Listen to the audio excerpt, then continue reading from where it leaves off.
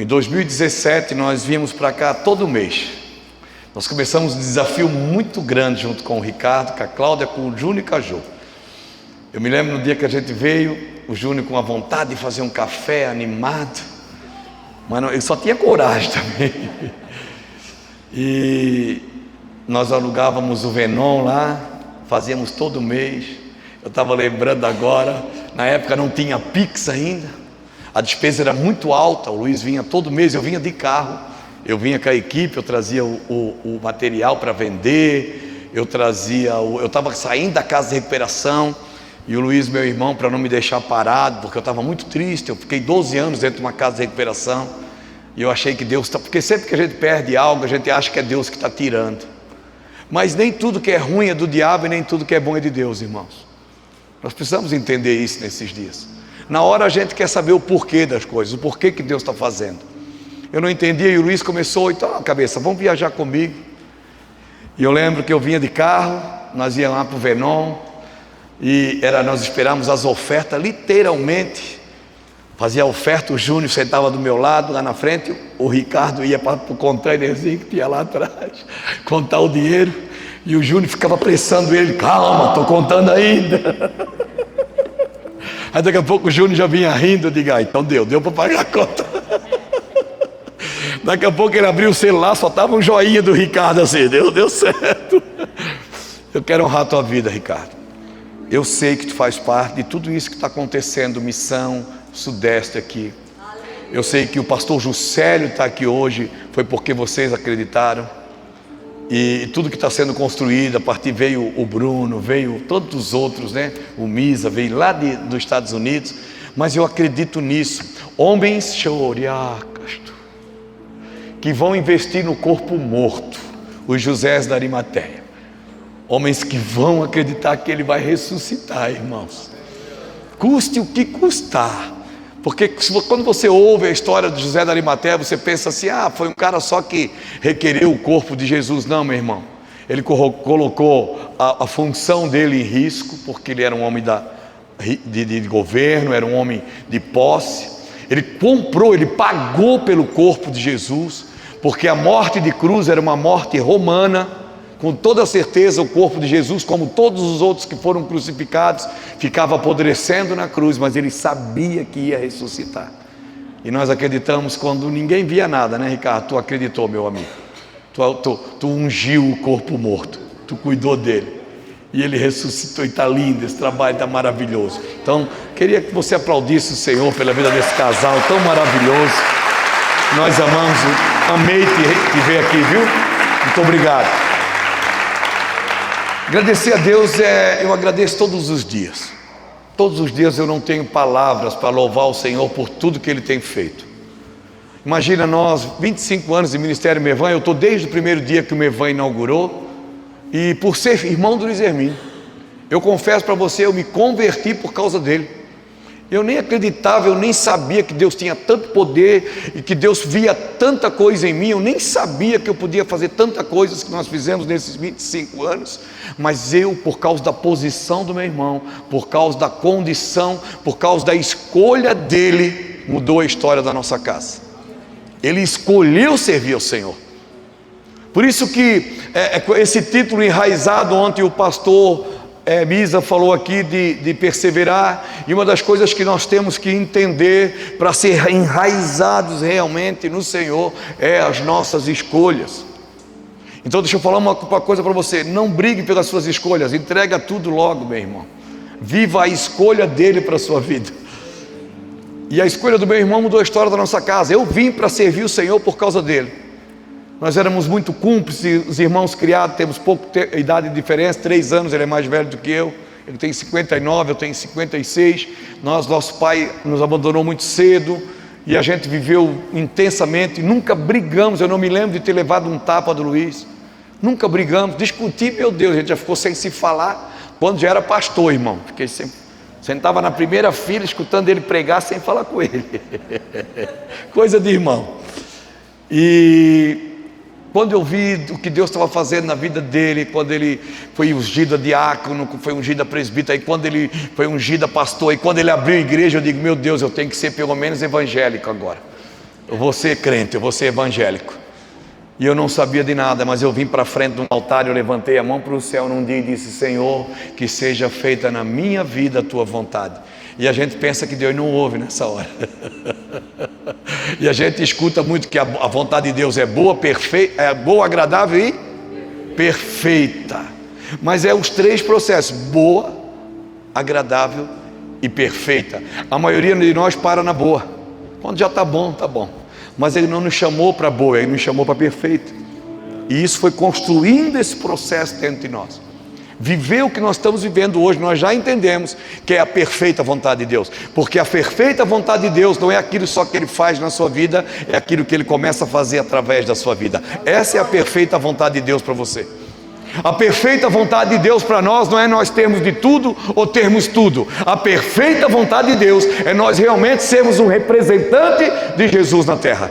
Essa é a perfeita vontade de Deus para nós. Talvez não vamos ter tudo que nós queremos, não vamos ter condição de ter tudo que nós sonhamos, mas nós vamos cumprir a perfeita vontade dele para nós, em nome de Jesus Cristo. Eu me converti, vim para o altar, eu falei um pouco aqui de manhã para a liderança, e vivemos todos os processos, e foi lindo isso, porque nós vivemos todos os processos do Mevan. Quando eu vim converti, eu e a minha esposa, nós só vivíamos juntos. Nós já estamos há 31 anos juntos, mas na época nós já vivíamos há 6 anos juntos, mas não éramos casados, então nós não podíamos tocar em nada que era santo. Então eu não era obreiro, era co-obreiro. Eu só podia cooperar com as coisas de Deus, porque eu não podia tocar no que era santo. Eu era marido de uma mulher só, eu já tinha mudado muitas coisas na minha vida, mas eu não podia tocar no que é sagrado, porque o altar que é sagrado. Depois que eu entendi que o altar, isso aqui é madeira, irmão. Isso aqui não é o altar que é santo. O que é santo é o sacrifício. O que tem que ser santo é porque o sacrifício é que santifica o altar. Aí nós vimos o Mevan, eu falei lá em Sorocaba na quinta-feira. O Mevan já viveu tantas coisas. Se você acompanhasse o Mevan desde 25 anos atrás, talvez você não estaria aqui. O Mevan já viveu coisas mirabolantes, irmão. Nós já tivemos dentro do Mevan o corredor de fogo. Meu Deus do céu, nós fazíamos o corredor de fogo, a quarta-feira do corredor de fogo. Obrigado, Jonas. Obrigado. Cafezinho, só se tiver eu tomo, mas se não tiver também não precisa não. Cigarro não precisa mesmo, porque eu já parei de fumar.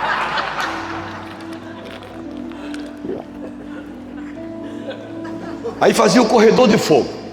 Corredor de fogo, os obreiros passavam o dia todo, a quarta-feira era jejum, oração. Aí chegava no final do culto, os obreiros faziam aquela fila e as pessoas passavam no meio. Era 1.500 pessoas naquela igreja, meu irmão, passando no meio do corredor de fogo. Só que era uma coisa estranha, porque daí caía gente na unção, caía gente endemoniada. E não dava tempo para expulsar demônio. Como é que ia parar o corredor para expulsar o demônio? Aí criaram uma função para mim e para o falecido Joaci. Nós éramos junta capeta. O demônio caía na fila, nós puxava pelo pé. Tira o demônio da fila.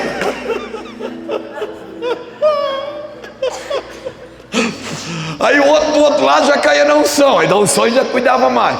Aí um dia, Joaci, isso aqui que nós vamos fazer? Nós vamos pegar o que cai na unção, vamos jogar em cima do endemoniado. Pronto. A unção quebra todo jugo. E deu certo, irmão. Porque enquanto você é menino, Deus permite você fazer coisas de menino. Enquanto você não sabe, você pode ferir a rocha. Só não pode depois que você sabe, porque aí vai te custar caro. Então a gente era menino e aquilo tudo era meu Deus, a gente saía deslumbrado. Hoje o demônio se viu com nós. Joguei peso em cima do diabo. Fui vendedor de espetinho na frente da igreja, limpava o banheiro. Eu falei hoje de manhã, o Mevan começou com umas caixas de som, cara, que nós compramos era uma banda que fechou e nós compramos o som da banda.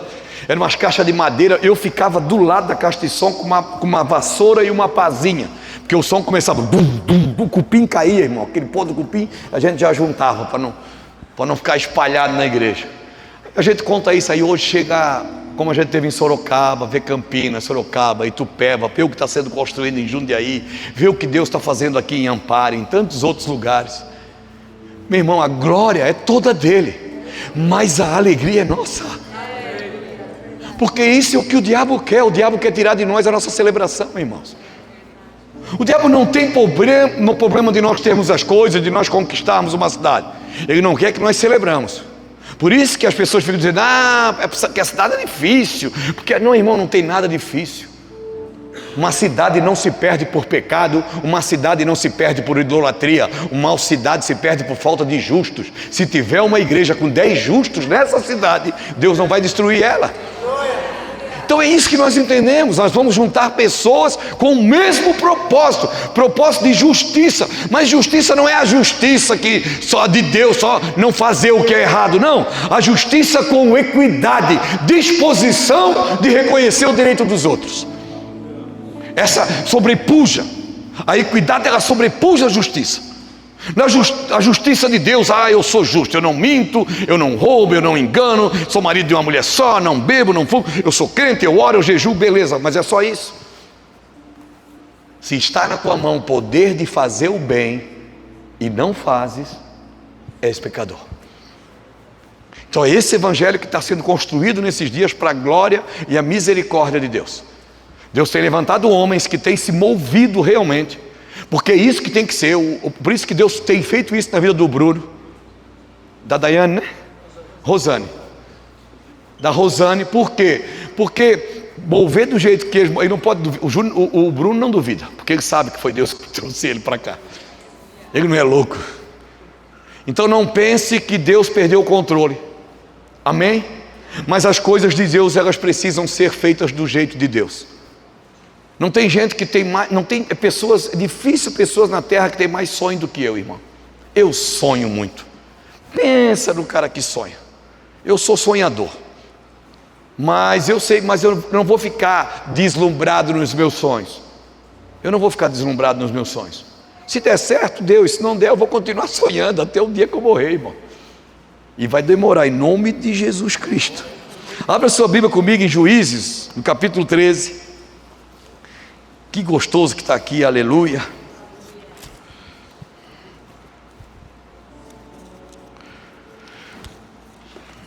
Juízes 13, um texto bem conhecido da Bíblia, uma passagem muito pregada, muito ministrada, muito fundamentada nas igrejas, mas eu queria explanar ela um pouquinho contigo hoje. Vai botar aqui? Juízes 13, 1. Que bom, porque minha letra é gigante e eu não estou chegando. Olha, dá certo, viu, irmão? Se pedir direitinho, irmão, é só pedir direitinho. Se você chega aqui, traz o café lá para mim, é diferente. O cara já ia, pede com tem que ter um jeito, tá entendendo? Por isso que eu falava aqui de manhã, a gente às vezes chega diante de Deus, porque Deus é o meu direito. Que direito? Se souber pedir, meu irmão, não pedis e não recebeis, porque pedis mal. Então aprende comigo. E essa é a xícara boa para narigudo. Deus o livre. Eu e o Juscelio, nós não podemos tomar café de xicrinha, meu irmão. Café de xicrinha para nós não dá. O Juscelio mesmo, misericórdia, né? Mas ele vai fazer uma cirurgia agora, vai puxar o rosto para frente. Tá gravando, ele vai escutar depois. Eu amo tu, viu, Juca? Eu te amo, Juca. Os filhos de Israel tornaram a fazer o que era mal diante dos olhos do Senhor. Por isso, ele os entregou na mão dos filisteus durante 40 anos. Obrigado pela tua palavra, Senhor, em nome de Jesus. Obrigado. Meu irmão, quem entregou os filisteus, o povo de Deus na mão dos filisteus? O próprio Deus. Aí você vai ver na toda a passagem da Bíblia quantas vezes o povo desobedecia e o próprio Deus criava algo para que o povo fosse estabelecido de novo. E aqui agora não era diferente. Ele entregou o povo.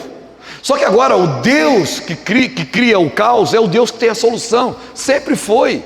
O pastor Misa falava ontem do governo político da nossa nação. E não pense que está diferente no mundo. O mundo todo está em aflição. Porque é bíblico, meu irmão. Nós estamos vivendo os sinais da palavra. No mundo tereis aflição. Mas ele venceu o mundo e nós também podemos vencer. Mas só que nós não vamos vencer o mundo nos apartando dele. Nós vamos vencer o mundo transformando ele. Porque nós fomos chamados como luz do mundo, sal da terra. Eu falo isso para a juventude de hoje. Eu tenho os meus filhos, eu confesso para você que eu tive medo de mandar eles para a universidade, porque a gente converteu num tempo, há 25 anos atrás era muito difícil, é medo, que os filhos iam se perder, mas eu ouvi na palavra, eu lia na palavra que nós somos o sal da terra, eu lia na palavra que nós temos que transformar o mundo. Mas como é que nós vamos transformar o mundo dentro da nossa casa, irmãos? A oração é boa, eu creio no poder da oração, mas tem coisas que só a fé não vai fazer, querido. Tem coisas que eu não tenho que ter nem fé para fazer. Tem coisas que eu nem acredito mais, mas eu faço, não é por fé, é por amor. Porque o amor tudo crê, o amor tudo espera, o amor tudo suporta e ele nunca acaba. Então tem coisas que eu não tenho fé. Eu tenho fé para fazer. Não tenho mais fé. Meu irmão, eu trabalhei 12 anos numa casa de recuperação. Eu já internei um menino mais de 28 vezes, o mesmo cara. Aí você diz assim: pastor, se eu tenho fé, não tenho fé. Ele é um vagabundo, eu não acredito que ele vai mudar de vida, irmão. Diante de Deus, toda vez. É a última vez eu fui internar ele. Ele assim: o senhor vai me ajudar mesmo? Eu não acreditava. Eu digo: eu não tenho escolha. Eu não tenho escolha. Opa, dou o imã aqui, meu Deus do céu. O que eu fiz aqui? Desculpa, irmão. Tem um imã aqui grudado no meu peito. Isso é bom para quem usa marca-passo. Oh, aleluia. Ele chegou para mim em 28. Falei assim: pastor, então você acha que eu acredito que ele vai mudar de vida? Mas eu não preciso acreditar, eu preciso fazer, irmãos. Ainda que eu tenha fé de tamanha tal de transportar os montes, se não for por amor, de nada importa.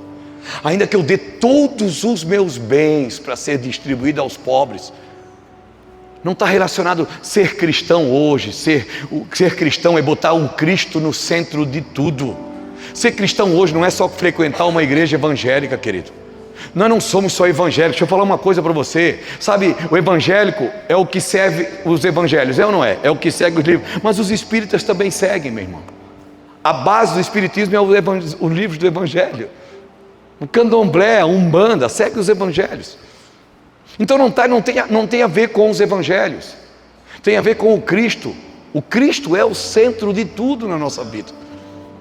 Só que agora aqui eu estou falando de um povo que ainda vivia sobre a lei, para você entender o poder de Jesus Cristo na minha e na sua vida, a misericórdia dele e o amor dele estendido sobre nós.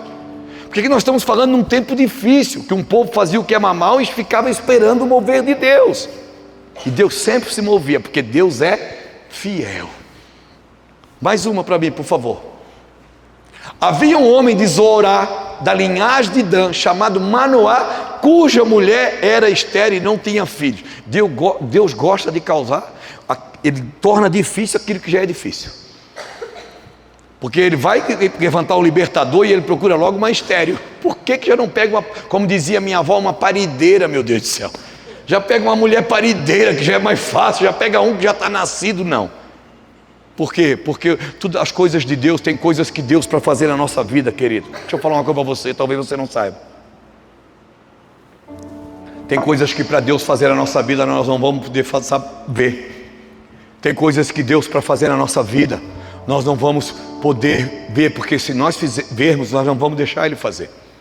Tem coisas que para Deus ministrar no nosso meio, nós não vamos poder saber o que Ele vai fazer, porque senão nós não vamos deixar, porque Ele vai mexer nas nossas limitações, Ele vai mexer nas nossas organizações. Nós vamos dizer: Deus, não, vamos deixar, vamos fazer isso depois.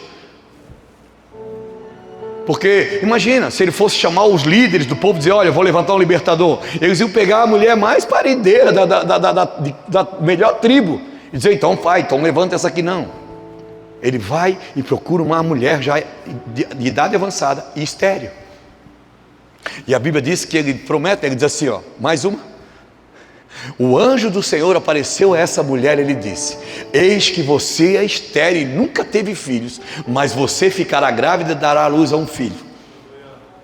Imagina, uma mulher que hoje já é difícil. Você imagina naquele tempo, se você for ver a história da Bíblia do povo judeu, as mulheres só serviam para procriação, irmãos. A mulher não dormia no mesmo. Sabia que a mulher não dormia no mesmo quarto que o homem? Não tinha quarto de casal. Você sabia que a mulher não podia jantar na mesa com o homem? Por isso que quando você vê Jesus sentado na mesa com Lázaro, a Bíblia diz assim, ó, Lázaro era um dos que estavam sentados à mesa, Marta servia, porque a Marta não podia servir a mesa dos homens, quem era para estar servindo era o Lázaro. Então Lázaro senta e a Marta quebra um protocolo, ela começa a servir Jesus, e a Maria escolheu a melhor parte, claro. Só para você entender o lugar da mulher no tempo dos judeus no mundo antigo, antes de Jesus. Então agora imagina, um homem que casasse com uma mulher, irmão, se ela não tivesse filhos, ele poderia devolver ela. Ele devolvia, ó, não cria, tua filha não cria, então eu vou pegar outra.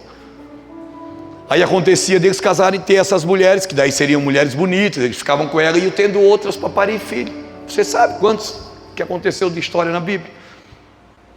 Só que agora ele disse para essa mulher, tu vai ter um filho. Só que tem uma coisa, não é qualquer filho. Deus nos chamou agora, irmãos.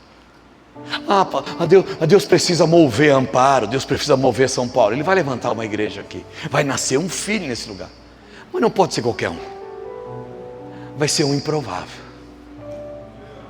Ele poderia fazer através de uma grande denominação já, com pastores, que fosse chegar aqui já com dinheiro para construir igreja, porque em muitos lugares eles fazem isso, não fazem. Já chega, já constrói, já faz. Nós estamos 25 anos lá no Mevan. Você vai lá hoje, você vai pensar assim, meu Deus, que lugar bagunçado, mas você não sabe o que era 25 anos atrás. Tinha uma vala do lado da igreja, irmão. Eu competia, era o Luiz pregando e os sapos. Meu Deus do céu, pernilongo, era um cheiro de repelente dentro daquele Mevan que você não sabe. Nós acendia fiozinho de como é que é? Citronela, embaixo das cadeiras, porque as mulheres, era só aqui o Luiz pregando e aquilo, eita, aí pensava que era mover de Deus, não, era o povo matando mosquito. Ou que mover, nada, o cara. Então, tudo é processos. Aí ele chama uma mulher estéril e diz, olha, tu vai ter um filho, mais uma. Por isso, tenha cuidado e não beba vinho e nem bebida forte, e não coma nenhuma coisa imunda ou impura. E ele fala mais uma, porque eis que você ficará grávida e dará luz a um filho, sobre cuja cabeça não passará navalha, um menino será nazireu de Deus, consagrado desde o ventre da sua mãe, e ele começará a livrar Israel do poder dos filisteus. Só que escuta aqui comigo. Aí sabe o que a gente prega? Que beber é pecado, porque se beber vai para o inferno. Porque, olha, não come coisa imunda, não pode se contaminar com as coisas do mundo, porque senão vai para o inferno. Não pregue o inferno mais para as pessoas, meu irmão. Você que é pastor, você que é líder, não fala mais do diabo para as pessoas. Eu tenho 3 filhos que servem ao Senhor, minha nora, meus genros, meu neto, ele tem o meu nome, Ulisses Ricardo dos Santos Neto. Aí na convenção agora, tinha uma salinha lá dos pastores, né? Aí ele ia lá, ele vai lá, chegando com os pastores, tudo, ele é bem Ulisses mesmo. Aí ele olhou e disse assim, eu também sou pastor, por isso que eu venho aqui sempre também comer. Ele disse, quem tu és? Eu sou Ulisses pastor, meu avô é o pastor Ulisses, eu sou Ulisses pastor. Ele é Ulisses pastor, tem 5 anos. Tem uma família crente, mas eu nunca preguei, meu filho eu não falo, meu neto eu não digo, olha, não faz isso por causa do diabo, não. Eu só falo de Deus para o meu filho, o diabo não é importante na minha casa, irmão. Aí sabe o que acontece? A gente fica se prevendo, porque o diabo botando medo nas pessoas, aí servir Deus era, meu Deus, a gente serve. Por isso que é fácil criar uma doutrina. Por isso que criaram doutrinas, porque é muito mais fácil você servir Senhor com uma cartilha embaixo do braço. Peraí, vou ver se isso eu posso fazer. Enche as pessoas do Espírito Santo que você vai saber, meu irmão. Aí por isso que nós precisamos dizer para a mulher que roupa que ela tem que vestir. Enche uma mulher do Espírito Santo, uma mulher cheia do Espírito Santo de Deus, ela sabe, meu irmão, que é próprio ou impróprio para ela usar. Um homem cheio do Espírito Santo, ele sabe. Então não tem a ver com o que nós fizemos, é o que nós somos. Aí eu vou lá em Navegantes, tem um bar lá, na frente da casa do meu sogro, o bar do Gueguê. Era o bar da praça, sabe aquele bar que eu ficava jogando sinuca até de manhã e fazendo arruaça? O Gueguê não quis mais pagar aluguel, abriu o bar na casa dele, mas ele mora na frente da casa do meu sogro. Aí eu, recém-convertido, toda vez que eu tinha que ir no meu sogro, tem que passar na frente do bar do Gueguê. E ó, tá amarrado, demônio. Mas o demônio não está no bar do Gueguê, irmão. Demônio não está no bar do Gueguê. Aí eu fui morar, eu morei na Rua Indaial. Eu morava na Rua Indaial. Na frente da minha casa abriu o bar do Bill. E eu fiquei amigo do Bill. Eu gostava do Bill, mas aquele bar do Bill era o demônio, irmão. O Bill comprou uma máquina de música. Desgraçado. O cara bêbado, ele bota 10 fichas, ele bota a mesma música 10 vezes. E é um cara que vive doente, o amor deixou ele doente, ele vai para uma casa azul, enquanto uma mulher de vermelho.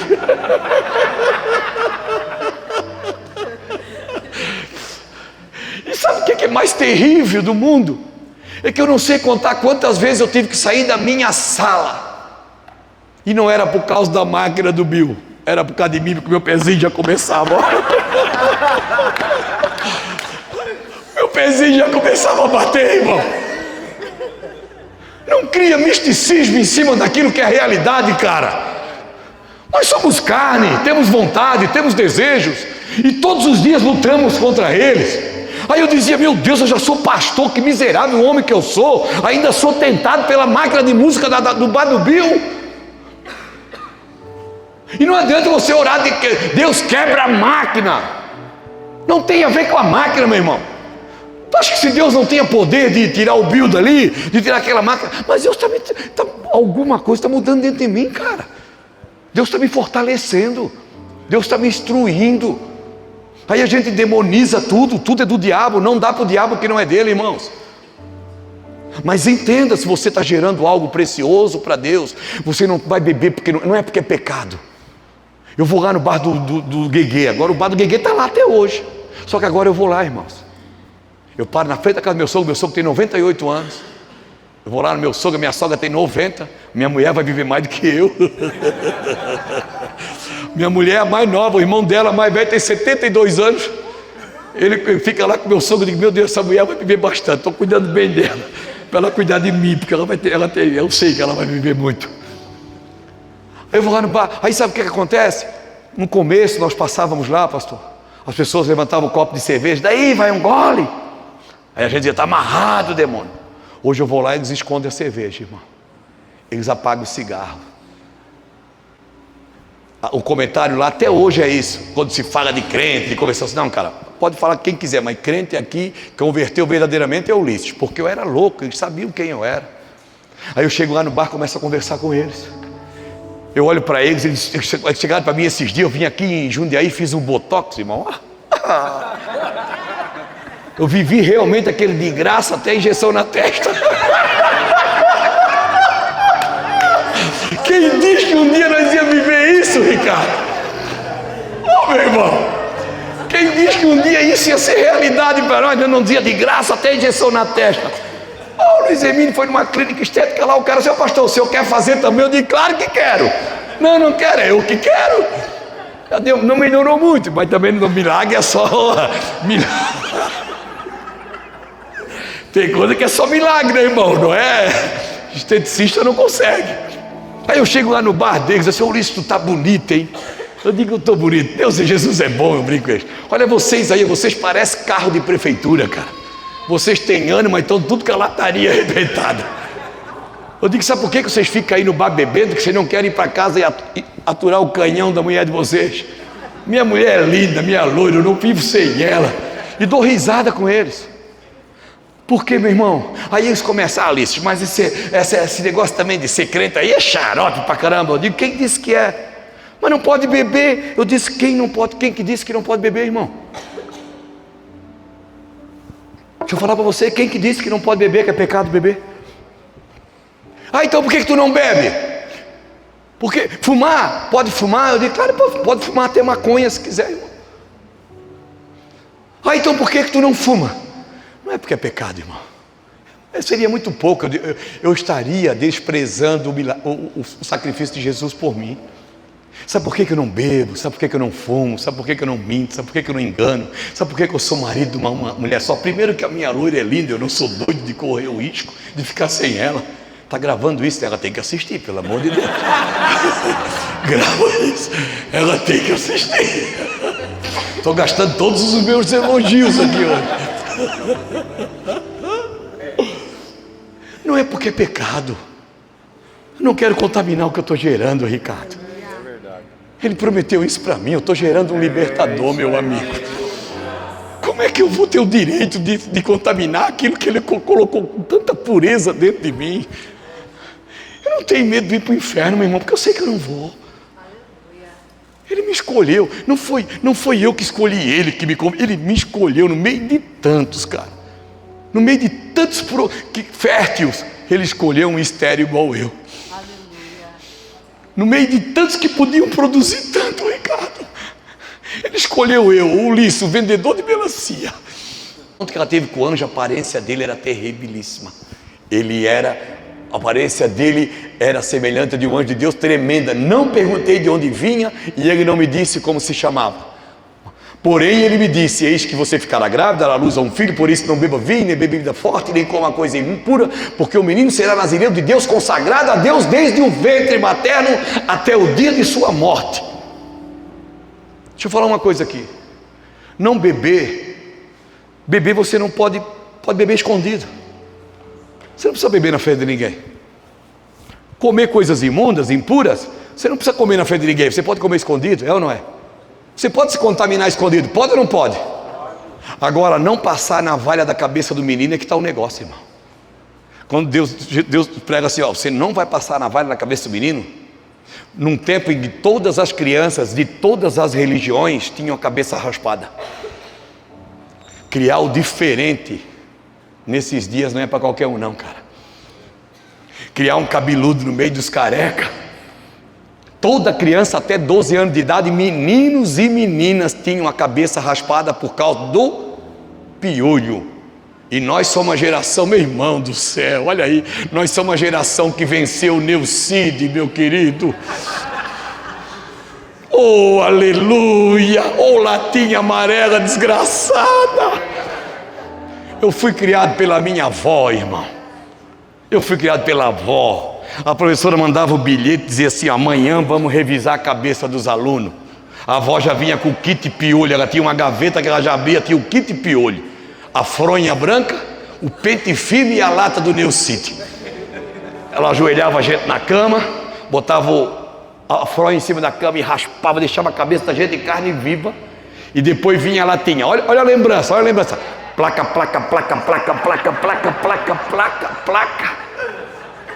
Cabeça ficava branca, ela amarrava aquela fronha e dizia assim: o piolho vai morrer. Eu digo: vó, vou morrer também. Eu estava intoxicado, eu digo: vó, vou morrer. A gente tinha que tomar 2 copos de leite para desintoxicar. Nós somos uma geração que venceu o Neucide. E naquele tempo não tinha Neucide, meu irmão. Você criar um filho diferente, as pessoas perguntavam: mas por que o teu filho é diferente? É porque ele vai começar a livrar o nosso povo. Mas aí o tempo passou, meu irmão, e tantas coisas passaram em Israel. Você sabe a história de Sansão. Sansão foi dominado por uma mulher, rasparam o cabelo dele, furaram o olho dele. Mas a Bíblia diz que na sua morte ele matou mais gente do que em vida. E ele cumpriu o propósito dele. Morreu, mas cumpriu o propósito. Diz que ele derrubou as colunas do templo, botou o templo abaixo, com todos os judeus dentro, os filisteus, dentro. Só que agora vamos mais para frente um pouquinho. 1 Samuel, capítulo 1. 1 Samuel, capítulo 1. 1 Samuel não, é 1 Samuel. 1 Samuel 1. Houve um homem de Ramataim, Zofim, da região montanhosa de Efraim, cujo nome era Eucana, filho de Jeroão, filho de Eliú, filho de Tou, filho de Jefu, tanto hein, irmão? Efraimita, mais uma. Eucana tinha 2 mulheres, uma se chamava Ana e a outra se chamava Penina. Penina tinha filhos, Ana porém não tinha. Mais uma. Todos os anos esse homem ia da sua cidade para adorar e sacrificar ao Senhor dos Exércitos em Siló, onde Ofres e Finéias, os filhos de Eli, eram sacerdotes do Senhor. No dia em que Eucana oferecia o seu sacrifício, ele dava porções dobradas deste a Penina, sua mulher, ele dava porções deste a Penina e sua mulher e todos os seus filhos e filhas. A Ana, porém, dava uma porção dobrada. Meu irmão, para gerar o improvável nesses dias tem que ter porção dobrada. Não dá para ser o comum. Já foi o tempo do comum. Já foi o tempo da igreja que se reúne 2 horas por semana, que só ora. Não, é uma igreja que toca uma cidade. É uma igreja que é a igreja dentro de casa. É uma igreja que é a igreja no comércio, na indústria. É uma igreja que é a igreja no trabalho. É a igreja nas faculdades. É a igreja nas escolas, nas creches. É a igreja em todos os lugares. Não dá. Se quiser, meu irmão, se quiser gerar o improvável nesses dias, tem que ter porção dobrada. E não pode ser de qualquer jeito. Tem que ser por quê? Porque ele a amava. Sabe por que ele dava porção dobrada para Penina? Para Ana? Porque ele amava. E sabe o que é mais lindo? Daqui para frente eu vou contar a história para você, eu não vou ler. Depois você pode acompanhar em casa. Porque Ana não gerava filhos, e a Penina gerava. E a Bíblia diz que Penina debochava de Ana. O cheiro, pregar com esse cheiro, meu Deus do céu. Escuta, Penina gerava filhos e a Ana não. E a Bíblia diz que Penina debochava de Ana por isso. Porque como eu falei para você no começo, nesse tempo de Ana também, a mulher ela servia só para gerar filhos. Então agora, sabe por que Eucana não devolveu Ana? Porque ele amava ela. Tem coisas, meu irmão, que tem que ter amor. Só o amor que vai fazer. E quem tem amor não tem problema de sacrificar dobrado. Quem tem amor não tem problema de sacrificar dobrado. Você está entendendo isso, igreja? E a Bíblia diz que eles foram para o templo para orar um dia. Aí Eli estava sentado na porta do templo, e a Ana começou a orar para Deus. E ela disse: Deus, se o Senhor me der um filho, homem, eu vou devolver ele para o Senhor. Mas deixa eu falar uma coisa para você, pastor e Ricardo. Prometer que vai dar as coisas para Deus quando a gente não tem é fácil.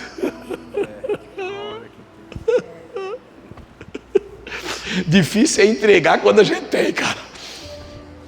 Uma mulher que não tem filho, dizer que se o filho nascer, ela vai dar para Deus, é a coisa mais fácil do mundo. Agora, difícil é entregar.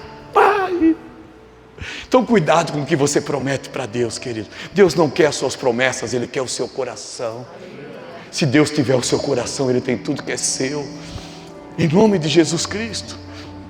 Aí a Bíblia diz que ela disse: e sabe o que é mais lindo? Porque não tinha profeta, os sacerdotes eram caídos, Hófines e Finéias eram 2 homens terríveis. Aí ela disse: Senhor, se o Senhor me der um filho, eu dou um sacerdote para o Senhor. O pastor Luiz Hermínio prega isso. É isso que nós estamos dispostos. Senhor, se o Senhor me der um ministério, eu vou ter tudo para o Senhor, eu vou usar em favor do Senhor, eu não vou construir nada para mim.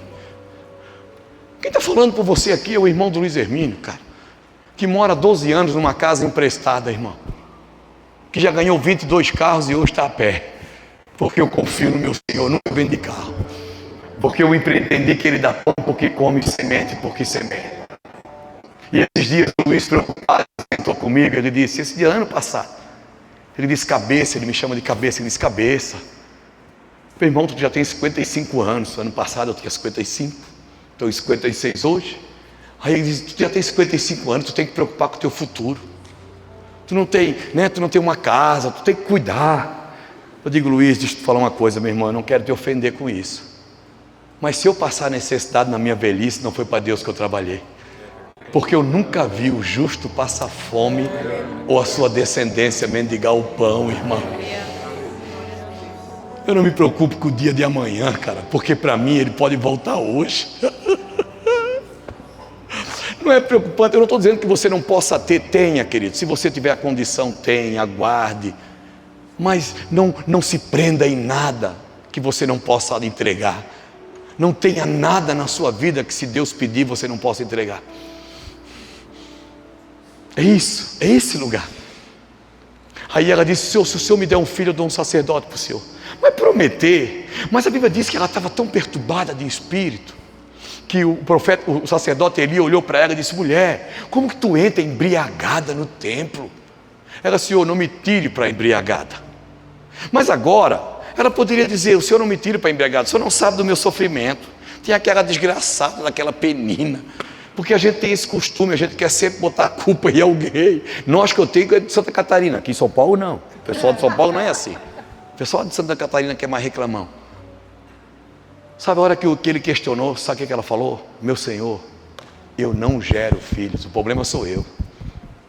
Não tem a ver com os outros, cara. Não tem a ver o que os outros estão fazendo, certo ou errado. Tem a ver comigo. Eu quero gerar para o Senhor. E sabe o que aconteceu? A Bíblia diz que quando o menino fez 2 anos, que ele desmamou, eu fico imaginando que ela dizia, vai, tem mais leite ainda, meu filho, calma. Eu fico imaginando ela orando para Deus pedindo leite ainda, porque o dia que o menino desmamasse, ela teria que levar ele para a casa dele. Mas sabe o que é mais lindo? Que ela foi entregar o menino. E ela, entregou esse menino, sabe aonde? Na casa de Eli. Meu irmão, apesar de ser a casa do sacerdote, era um sacerdote caído. Os filhos de Eli, eu já falei aqui, Hófnides e Finéias eram ruins, era um lugar terrível para criar um filho. Mas a Bíblia diz que a Ana, todo ano, ela fazia uma túnica nova. Então você mãe, você pai que está aqui, deixa eu falar uma coisa para você. Não importa onde o seu filho, aquele que você gerou no ventre ou no espírito, está sendo criado. Se você cobrir a vida dele, aonde ele estiver, a hora que Deus falar com ele, ele vai ouvir. Samuel estava na casa de Eli, o dia que Deus falou, ele ouviu. Ai, meu Deus do céu, irmão, não importa onde ele estiver, a hora que Deus falar, ele vai ouvir. E é tremendo, sabe por quê? Porque daí Hófnides e Finéias morrem na guerra, Eli, quando sabe da notícia dos filhos, morre, e Samuel começa a ser juiz em Israel. Aí mais uma vez, preste atenção, igreja, vê, nós podemos até errar, mas vamos errar erro novo. Não dá mais para errar erro velho, querido. Vamos errar erro novo. Bota o versículo 8, capítulo 8, perdão, de 1 Samuel. Cuidado com o que você está fazendo, líder. Cuidado no lugar que Deus te colocou. Preserve esse lugar. Sabe o que é mais triste? Que aqui, ó, quando Samuel ficou velho, constituiu seus filhos juízes sobre Israel. Você está entendendo essa palavra, irmão? Tá, você está comigo aqui? Amém? O primogênito se chamava Joel e o segundo se chamava Abias. E eles foram juízes em quantos filhos? 2. Quantos filhos o Eli tinha? 2. Mas agora aqui que dureza. Porém os filhos de Samuel não andaram pelos caminhos dele. Que triste isso, cara.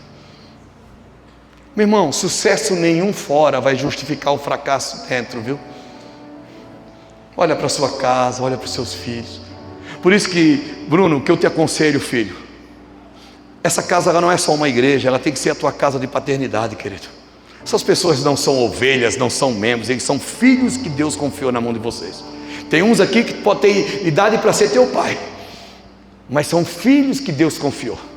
É isso que eu preciso entender. Nós somos pais de destino, querido, para filhos de propósito. Isso é uma coisa que eu desejo. Eu falei aqui hoje de manhã. Eu tenho um filho que se converteu faz 5 anos. Um menino que nunca bebeu, nunca fumou, nunca usou droga, marido de uma mulher só, formado, mas não era convertido, não andava pelos meus caminhos. E sabe quando o dia que ele se converteu? O dia que o meu neto nasceu. Tinha 1 mês de idade, estava com cólica uma noite, e ele embalando o menino com cólica, dizendo, passa essa dor para mim, passa essa dor para mim. Sabe o que é que Deus falou no coração dele? E a dor do teu pai, o que é que tu tem feito com ela? Sabe quando que o meu filho veio andar nos meus caminhos? O dia que ele foi pai. Então, meu filho, saiba de uma coisa, gera paz. Ministério de paternidade não é para criar filhos, é para gerar paz. Porque quando eles for pai, eles vão entender. Só quem é pai e mãe sabe o que eu estou falando, você vai entender quando é. No domingo à noite ele veio para a igreja, Ricardo, ô pai, eu quero voltar. Eu digo, pode vir, meu filho, o novilho já está gordo, o pai estava te esperando. E sabe o que é mais lindo? Eu botei um anel no dedo dele. Anel é aliança, querido. Com quem tem sido as nossas alianças? Quando eu falo de aliança, eu me lembro de Davi. Pode deixar aqui que eu vou voltar aqui, senão eu me perco. Eu esqueci meu esboço hoje. Eu não trouxe meu iPad. Irmão do céu, deixa eu falar uma coisa para você. Vou confessar uma coisa aqui para você. Lá no Mevan começou essa onda de iPad, os pastores tudo com iPad, MacBook. Me deu uma inveja aí, gospel. Porque eu não consigo fazer esboço, eu não consigo escrever, porque eu não consigo ler o que eu escrevo, me perco todo.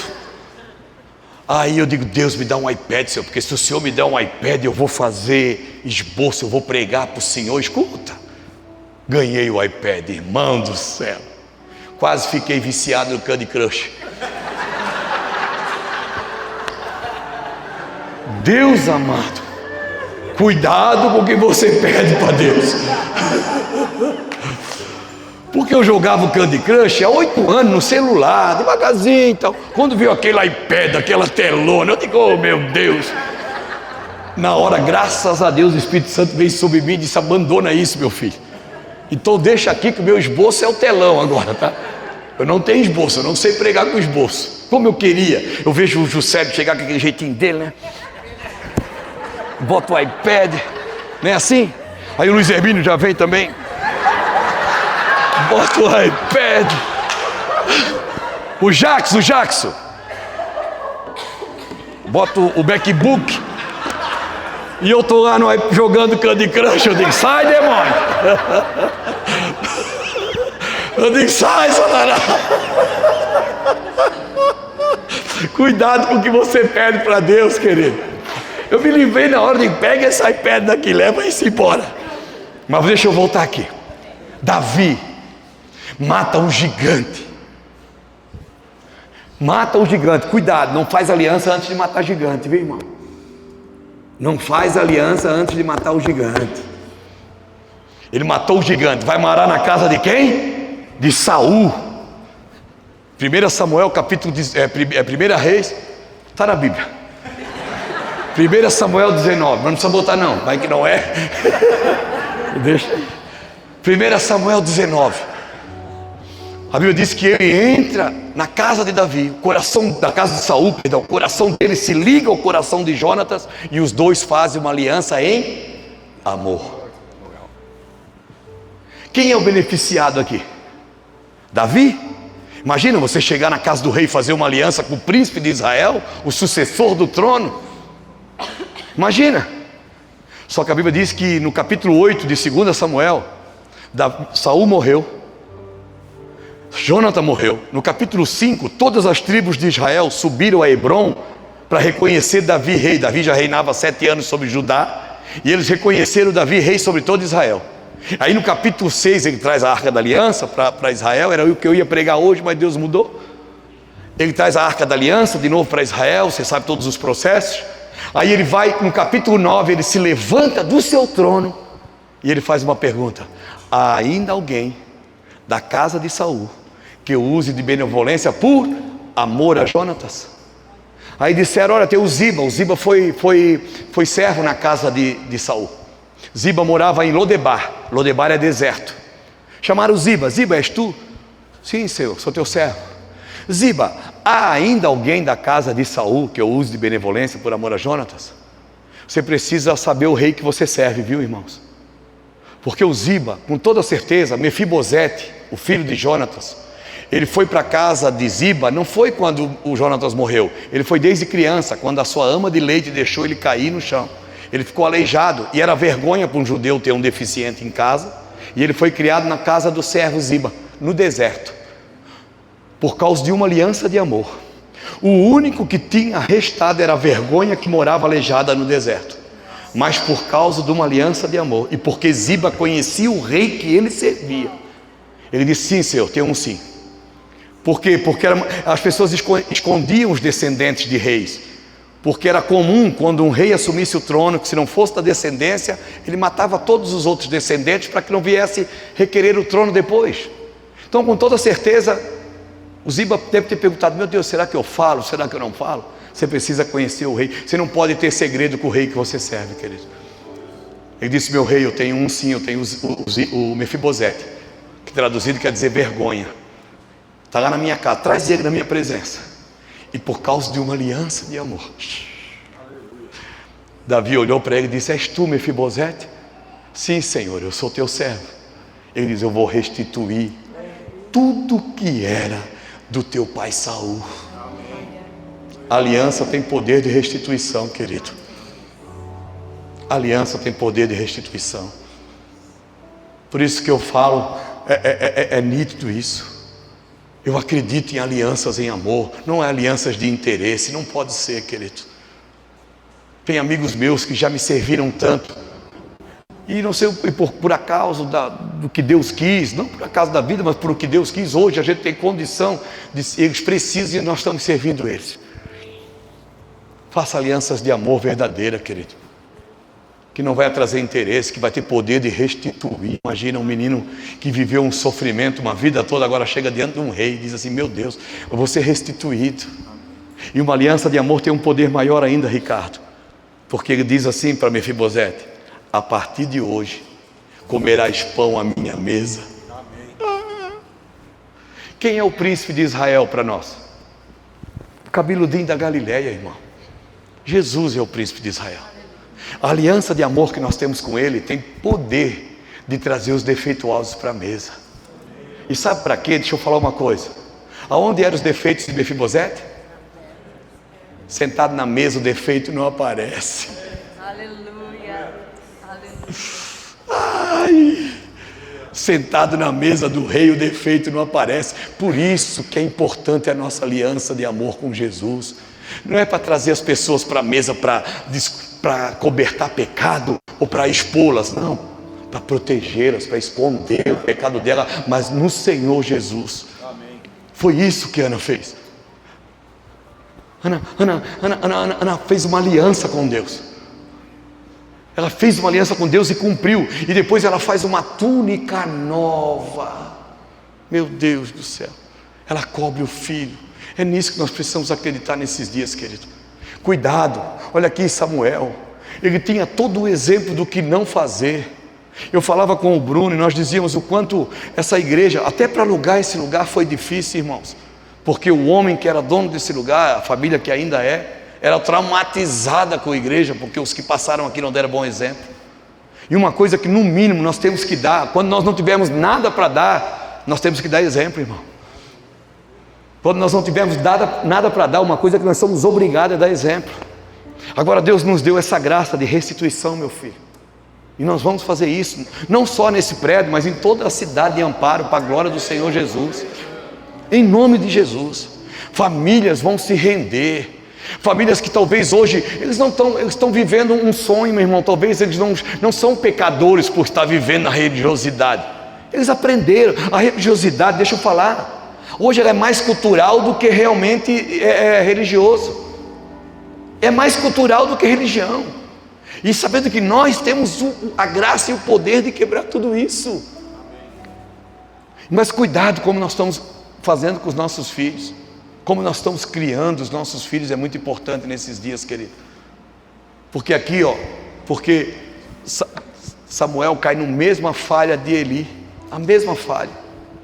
Aí as pessoas dizem: olha, os teus filhos não andam nos teus caminhos, ao contrário, inclinam-se à avareza, aceitavam suborno e perverteram o direito.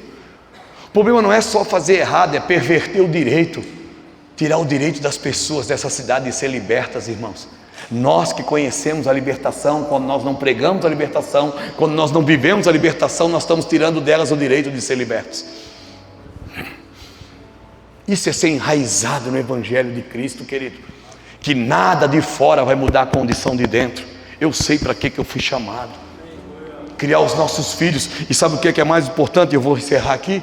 Porém os filhos de Samuel não andavam pelos seus caminhos, dele ao contrário inclinavam-se à avareza, aceitavam o suborno e perverteram o direito. Pode mais uma? Então todos os anciões de Israel se congregaram e falaram com Samuel em Ramá.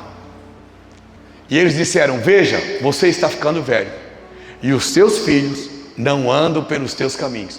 Por isso, queremos agora que você nos constitua um rei, para que nos governe como acontece em todas as nações. O defeito de Samuel fez que as pessoas olhassem para fora e fizessem comparação. E durante muito tempo a igreja evangélica do nosso Senhor Jesus Cristo permitiu isso também. Deus permitiu os nossos filhos olhar para fora e comparar as coisas do mundo, porque pregaram um Deus ruim, pregaram um Deus que castiga, um Deus que está com um pau na mão esperando a gente errar para dar uma paulada na nossa cabeça. Deus é Pai, irmãos. a certeza que eu tenho que Deus é meu Pai. Eu sou servo dos meus irmãos. Eu sou servo, mas de Deus eu não sou servo, eu sou filho. E porque eu sou filho de Deus, eu consigo servir os meus irmãos em amor. E foi isso que eu vim aqui fazer nesses dias. Eu não vim aqui para pregar, irmão. Pregar, eu tenho igreja para pregar mais perto lá. Não precisava andar 950 quilômetros. Eu posso pregar lá. Mas eu vim aqui para me alegrar no Senhor com tudo que Deus já está fazendo e ainda vai fazer. Eu não vim aqui como um coach te estimular. Não, eu vim aqui dizer para você que tudo que Amparo precisa já está conosco. Nós já temos.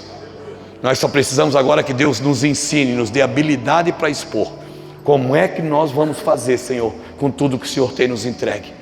Nós temos empresas nessa cidade, uma cidade que tem emprego, uma cidade que tem vida, e nós vamos entrar nesse rio em nome de Jesus. Vamos tocar em pessoas, não criticando elas. Não precisa falar mal da religião dos outros para dizer que a nossa é boa, irmão, porque nós nem religião temos. Nós não temos religião.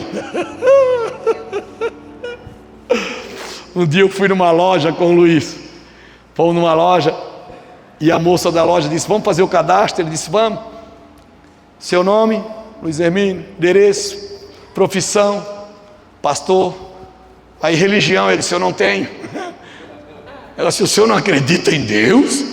Ele disse: não, querida, pelo contrário, eu sou filho de Deus. Ah, o senhor é evangélico? Não, eu sou filho de Deus. Ah, o senhor é crente? Não, querida, bota aí, filho de Deus. Ela disse: mas isso o sistema não aceita. Aí ele falou: o problema é esse, eu não sou o que o sistema diz que eu sou. Eu sou o que a Bíblia diz que eu sou, irmão. E a Bíblia diz que eu sou filho. Crente até o diabo é, porque se ele não acreditasse no poder de Deus, ele não ia trabalhar tanto contra. Evangélico, como eu já falei para você, é muito pouco. Nós somos filhos, só que filho tem encargo. Quem já trabalhou com o pai aqui? Já trabalhou com seu pai? Então você sabe, trabalhar para o pai é a coisa mais difícil que tem. O pai paga todo mundo. Para a gente, o pai dá um dinheirinho no final de semana. É ou não é? Mas se você for reclamar, sabe o que é que o pai vai te dizer? Está te faltando alguma coisa? Porque essa sempre foi a ideia do pai. Não é que tenhamos tudo, é que não tenhamos falta de nada. Aleluia. E eu não sei você, eu aprendi na igreja que nasceu em Atos, que no meio deles não havia necessidade alguma. Por isso que eu vou gastar a minha vida investindo na igreja do nosso Senhor Jesus Cristo. Pode esses desigrejados que estão por aí dizendo que não precisa de igreja, precisa sim. Onde é que nós vamos mostrar a roupa nova domingo? Onde é que nós vamos falar do cabelo dos outros? Onde é que nós vamos comer x-salada gourmet? É gourmet hoje, não é qualquer um. É a igreja, onde a gente vem triste, a gente acha que todo mundo está caindo na nossa cabeça, e a gente começa a conversar com o irmão, aí a gente começa a se compadecer dele, a gente vai para casa estufado e diz: meu Deus, e eu pensei que está difícil para mim. Agora já não tenho nem mais coragem de orar por mim, eu vou orar pelo meu irmão que está precisando mais do que eu. Essa é a igreja verdadeira do nosso Senhor Jesus Cristo.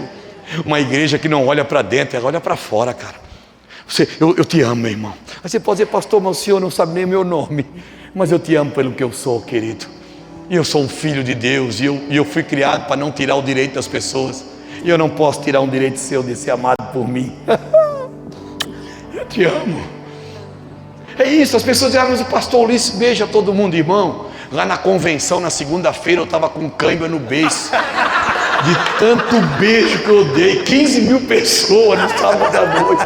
Meu Deus, eu beijei tanta gente. Meu Deus, eu beijei tanta... Eu fiquei com cãibra no beiço. Porque eu não tenho muito para dar. E o que eu tenho eu não retenho. Aleluia. Eu não tenho, talvez eu não tenha um dinheiro para pagar suas contas, porque eu também tenho as minhas. Mas eu tenho amor, querido. Amém. Jesus me inundou de amor. É a certeza que eu tenho. Aquele que tem os meus mandamentos e os guarda, esse é o que me ama. E 1 João 8, está na Bíblia. 8, 16. 1 João 4, está na Bíblia. Não, 8,16, é 8,16. Vê se é, 8,16.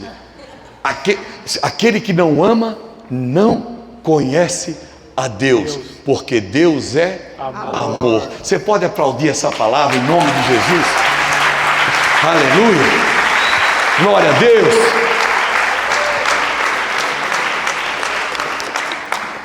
Eu confesso para você, quando eu cheguei aqui ontem à noite, que lá quando nós já entramos na esquina lá, que eu já vi esse paredão ali em cima, esse nome, esse prédio lindo, eu já mandei minha filha fazer um currículo. Eu vou deixar aqui, tem vaga para pastor aqui, não? Ou quer ser pastor aqui? Mas eu sei que eu sou dessa casa. É isso que nós temos que entender. Sabe como é que eu trato o Ulisses invejoso? Porque o Ulisses é invejoso, irmão. Pensa que não. O Ulisses tem ciúme. Pensa que o Ulisses não tem ciúme? Com o Juscelio, quando veio para Campinas, começou a arrebentar. E era para mim vir, o Ricardo sabe, era para mim vir para Campinas. Eu digo, ô Senhor, por que o Senhor não deixou eu ir? Levou o Juscelio no meu lugar. Você acha que Deus vai levar alguém no meu lugar, meu irmão? Porque eu não quero ir? O meu lugar está me esperando, meu irmão. E sabe o que é mais lindo? Eita! Não tá pronto. Meu lugar é tão importante que não está pronto ainda. Porque o dia que tiver, ele vai vir me buscar para estar com ele. Ele disse, olha, eu vou voltar e vou preparar-vos um lugar. E o dia que estiver pronto, eu vou buscar vocês. Não é para ir para o céu. Eu vou para estar com ele. Aí as pessoas dizem, pastor Ulisses, mas vem cá, o senhor acredita na tribulação? Vai ter tribulação? Não vai ter tribulação? Eu digo, meu irmão, deixa eu te falar uma coisa.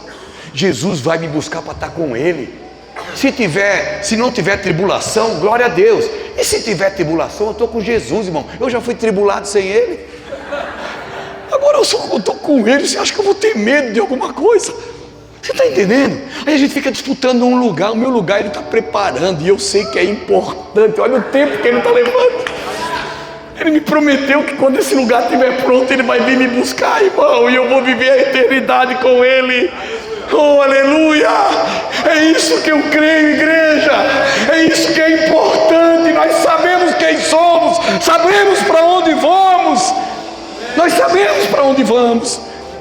Entenda isso, se coloque de pé comigo, querido. Chore amanta suri candarala mandarala. Chorodoboste querede manta suri amanda astuque amandarala manta so. Oh, aleluia! Oh, querido, eu preciso fazer algo hoje aqui ainda. Não tem nada a ver com o que eu ministrei, mas eu sei que tem líderes aqui hoje. Eu sei que tem. Deixa eu falar uma coisa para você. Uma pessoa que me inspira muito na Bíblia, Eliseu. Todas as pessoas falam, poxa, o Ulisses é incentivador. Eu sou mesmo. Eu sou o cara que eu sou ligado, irmão. Não, eu não tenho garagem de carro, eu não vendo carro, mas eu vendo carro para os meus irmãos. Eu vendo cadeira, eu nem conheço a fábrica da cadeira. Eu já vendi 2.600 cadeiras para os caras. Eu vou nas igrejas, eu mando eles ligar. Eu não peço comissão, não peço nada. Eu entendi que eu sou intermediador. Eu entendi que eu sou isso. E Eliseu era esse cara. Eliseu chegava na vida das pessoas, ele não se preocupava em resolver o problema dela. Ele usava o que ela tinha. Ele chega numa mulher que está com seus filhos para ser vendida. Ele diz, o que é que tu tens em casa? Eu tenho um pouquinho de azeite. Ele estava numa casa onde o cara botou uma erva venenosa na panela. A minha fé alcança que ele podia orar e ia tirar aquele veneno, mas ele disse, não, joga um pouco de farinha. Ele fazia as pessoas praticarem o milagre. Mas a Bíblia diz que no final da vida dele, ele fez uma escola de profetas. E eles estavam com os meninos que ele estava ensinando, e eles não chamavam ele de mestre, não chamavam de pastor, de senhor, eles chamavam ele de pai. Eles disseram, pai, o lugar aqui está pequeno, vamos descer no Jordão para ampliar, porque deixa eu falar, tudo que precisa ser ampliado precisa descer primeiro, viu, irmão? Talvez se você está achando que você está indo para baixo, é porque Deus está te ampliando. Eles vão descer no Jordão, vamos juntar madeira. Eliseu disse, vai vocês, meus filhos. Ele disse, não pai, o senhor não está entendendo, o senhor tem que ir com a gente. Tem coisas que nós não precisamos fazer, mas nós vamos estar segurando na mão dos meninos. E sabe o que aconteceu? No momento daquele, um menino gritou, pai do céu, o machado caiu na água. Machado fala de serviço, machado fala de ministério. E sabe o que é mais interessante? Que aquele menino gritou, e era emprestado, porque eu acredito que é isso, o ministério que nós temos foi emprestado por Deus, não é nosso. Aí sabe o que Eliseu fez como um pai de destino? Ele não disse quem deixou o machado cair, por que deixaram o machado cair. Ele disse aonde caiu o machado. E ele disse para aquele menino: meu filho, joga um pedaço de pau, e aonde tu jogar o machado vai flutuar. O que o senhor quer dizer com isso, pastor Ulisses? Porque eu sei que tem ministérios aqui hoje que você está sem o machado, querido. Você já fez tantas coisas para Deus e agora você, por algum motivo, o machado caiu da sua mão. Eu não sei o que levou a isso e nem preciso saber, e você não precisa nem falar. Mas você está sem o machado, você sabe. Você precisa tocar o ministério e você vai precisar devolver esse machado um dia. Mas tem um rio de água viva aqui nessa noite. E tudo que nós queremos é ajudar você a ir com o seu machado para casa em nome de Jesus. E se você está aqui e entendeu e você quer esse machado, você quer carregar esse serviço do ministério do nosso Senhor Jesus Cristo, enquanto eles ministram uma canção, sai do seu lugar, eu junto com os pastores dessa casa nós vamos orar por você.